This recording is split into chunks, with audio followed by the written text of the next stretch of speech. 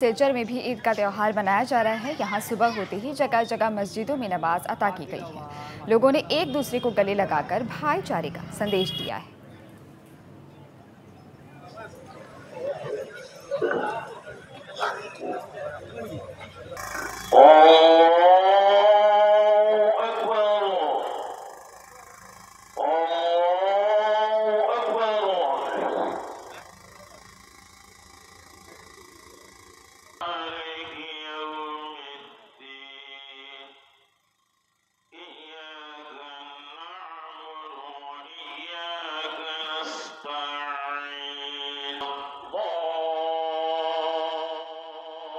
শিলচর ইটকলা ঈদগার ইমাম সাহেব সাব্বির আহমদ লস্কর আজকে ঈদ উল ফিতরের নামাজ ঈদগার মাঠে আদায় করা হচ্ছে।